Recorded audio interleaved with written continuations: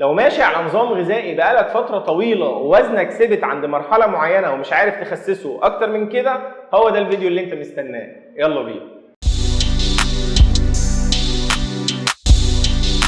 السلام عليكم ورحمة الله وبركاته. ايه الأخبار؟ عاملين ايه؟ يا رب تكونوا بخير. معاكم دكتور أحمد بدر، أخصائي العلاج الطبيعي والتغذية. هنتكلم النهارده في فيديو جديد من سلسلة حلقات رحلة الوصول للجسم المثالي عن السؤال الأكثر شيوعا: ايه هو علاج ثبات الوزن؟ بس قبل ما نبتدي ما تنساش تشترك في القناة، تفعل زر الجرس عشان يوصلك كل جديد، واعمل لايك للفيديو واكتب أي سؤال أو استفسار عندك علشان نعمل له فيديو زي فيديو النهارده. وكمان ما تنساش تتابعني على كل مواقع التواصل الاجتماعي الخاصه بيا، رابطها في الديسكريبشن تحت الفيديو. ولو عايز تتابع معايا اونلاين ممكن تتابعني من خلال الرابط اللي هسيبه لك في الديسكريبشن تحت الفيديو لمده من 10 دقائق لثلث ساعه مره اسبوعيا، نقدر نتواصل فيها مع بعض علشان نحط النظام الغذائي المناسب ليك ونعالج اي مشكله عندك خاصه بالوزن. قبل ما نتكلم في العلاجات او الطرق اللي بدورها بتقضي على ثبات الوزن او بتخلصك من حته الوزن او بتكسر الوزن زي ما احنا بنقول، في نقطتين لازم تبقى عارفهم. النقطه الاولانيه ان في اسباب هنعالجها دلوقتي، النقطه الثانيه ان في مشكله او في حاجه ممكن تحصل، هي ميزه مش عيب او حتى مش مشكله، ممكن تحصل بدورها بتثبت الوزن بتاعك لفتره، ودي حاجه المفروض انها ما تضايقكش. ايه هي الحاجه دي؟ ان جسمك بيبتدي يبني عضلات مقابل خساره الدهون. يعني انا كل كيلو دهون بخسره ببني قصاده كيلو عضلات، فالكلام ده ساعتها بلاقي ان المحصله على الميزان صفر، بس المحصله في لبسي لا طبعا كبيره، وده لان كيلو الدهون حجمه اكبر بكتير من كيلو العضل او البروتين او اللحم يعني. فبالتالي الموضوع بتحسه على الميزان مفيش اي تغيير، بس في اللبس في فرق كبير. ده هعرفه امتى؟ هعرفه لو انا بدأت ازود الرياضة مع النظام الغذائي بشكل كبير جدا، ساعتها لازم يكون ده اول تصور في بالي. تاني حاجة ان احنا ممكن نستعين بجهاز زي الانبادي علشان نعرف منه الموضوع ده اذا كان بيحصل ولا لا. طيب ايه بقى الاسباب اللي لازم تعالجها بشكل جذري؟ هنقولهم سبب مع العلاج بتاعهم دلوقتي. وبداية المية المخزنة في الجسم. ناس كتيرة لما بتيجي عندي المركز عشان تبدأ تنزل وزنها بنكتشف ان جسمها مخزن مية كتير، والمية دي ما بتخرجش من الجسم بسهولة، بالعكس دي ممكن تزيد. فبالتالي علشان نقدر نتخلص من المية الزيادة اللي واقفة او ظاهرة على الميزان لازم نشرب مية كتير. يبقى شرب المية الكتير هيخلصنا من المية الزايدة في الجسم، والموضوع ده شرحناه بالتفصيل في فيديوهات خاصة بشرب المية، ممكن ارجع اشوفها في القناة.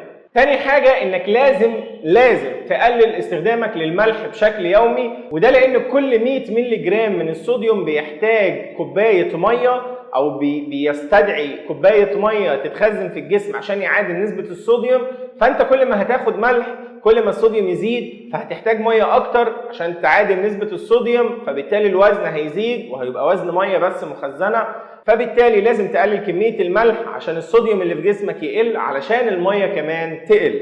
طب لو انا ما بحبش الاكل ما يكونش مالح شوية او ما بعرفش استطعمه، اعمل ايه؟ اما هتضيف الملح بعد ما تخلص تسوية الاكل تماما، رشة خفيفة بس هيبقى طعمها باين في الاكل وفي نفس الوقت ما هياش كتيرة.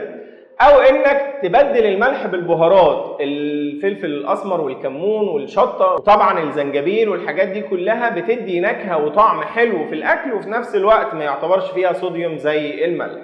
المشكله الثالثه معانا الناس اللي بيبقى عندها امساك لفترات طويله، وده لان فضلات الاكل بتفضل مخزنه في القولون لوقت طويل، فانا على الميزان في كتله زياده في جسمي، فانا محتاج ان انا اتخلص من الفضلات دي بشكل مستمر. طب هعالج الامساك ازاي؟ الامساك كنا عملنا له حلقه او 2 كاملين مفصلين، كل حاجه هسيبها لكم برده في الديسكريبشن وهسيبها لكم من في الاي اللي فوق هنا. كنا اتكلمنا عن كل حاجه خاصه بالامساك، لكن بشكل سريع ومفصل هنقول ان كميه الميه الزياده اللي هتشربها زي ما قلنا من شويه بتساعد على عمليه الاخراج. كمان انك تستخدم السلطه او الخضروات وخصوصا اللي لونها اخضر بشكل مستمر في الوجبات بتاعتك، ده برضه بدوره بيحسن الامساك بشكل كبير جدا او بيقلل الامساك بشكل كبير جدا. ثالث حاجه ما تمسكش نفسك خالص، اول ما تحس انك محتاج تدخل الحمام لازم تدخل الحمام فورا، لان كتر استعمالك للنظريه بتاعت امسك نفسي شويه ده غلط تماما، لان طول ما الفضلات دي موجوده في القولون عمال يمتص منها الميه لحد ما بتبقى صلبه جدا، فبعد كده بيبقى خروجها صعب جدا ومؤلم كمان. واخر نصيحه، طبعا النصيحه دي على الماشي شويه، انك تستعمل وضعيه الجلوس الصحيح على المرحاض بتاعك وانت قاعد في الحمام. تستخدم كرسي تحت رجليك يرفع رجلك لفوق شويه علشان تخلي فتحه المستقيم تكون فعلا مستقيمه، فالبراز هيخرج منها بسهوله، فمش هيحصل موضوع الامساك ده، ومش هتبقى عمليه التبرز صعبه كالعاده. وبرضه لازم ترجع تشوف الفيديو بشكل كامل عشان هتلاقي فيه كل المعلومات المفصله عن موضوع الامساك. ودي كانت كل حاجه معانا في فيديو النهارده، فيديو خفيف ارجو يا رب يكون عجبكم. يا ريت الناس ما تنساش تشترك في القناه وتفعل زر الجرس عشان يوصل لها كل جديد، وتعمل لايك للفيديو لو عجبكم. وكمان اي سؤال او استفسار اكتبوا لي في الكومنتات وهنرد عليه في اقرب وقت.